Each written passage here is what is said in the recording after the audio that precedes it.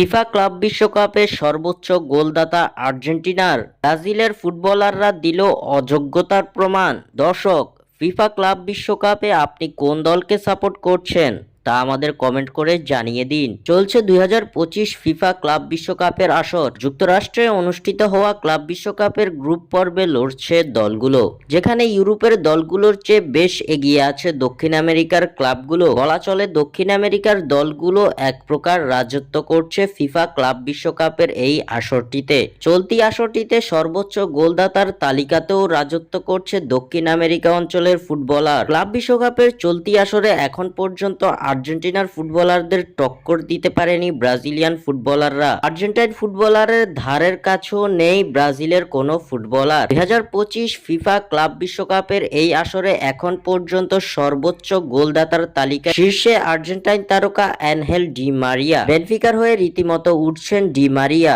চলতি আসরে ইতিমধ্যে দুটি ম্যাচ খেলে ফেলেছে বেনফিকা, যে দুই ম্যাচে সর্বোচ্চ 3টি গোলের দেখা পেয়েছেন ডি মারিয়া। নিজেদের প্রথম ম্যাচে বেনফিকা ড্র করেছিল বোকা জুনিয়র্সের বিপক্ষে। 2-2 গোলের ড্র হওয়া সেই ম্যাচে একটি গোলের দেখা পেয়ে যান আর্জেন্টাইন তারকা অ্যানহেল ডি মারিয়া। পেনাল্টি থেকে গোল করেন তিনি। এরপর নিজেদের দ্বিতীয় ম্যাচে বেনফিকা হারিয়েছে অকল্যান্ড সিটিকে। 6-0 গোলে জয় পাওয়া সেই ম্যাচে জোড়া গোলের দেখা পান অ্যানহেল ডি মারিয়া, যেখানে এই 2 গোল ও পেনাল্টি থেকে করেন আর্জেন্টাইন এই সুপারস্টার, যার মধ্য দিয়ে সর্বোচ্চ 3 গোল নিয়ে এখন পর্যন্ত টুর্নামেন্টের শীর্ষ গোলদাতা হিসাবে আছেন অ্যানহেল ডি মারিয়া।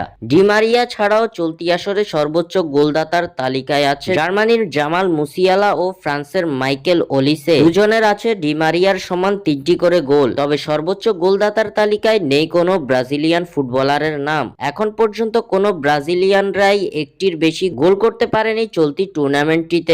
বাপদাদার ইতিহাস নিয়ে শুধু বড়াই করা যেন ব্রাজিলিয়ান ফ্যানদের কাজ। স্বাক্ষর থেকে সাদবিন ইসলাম।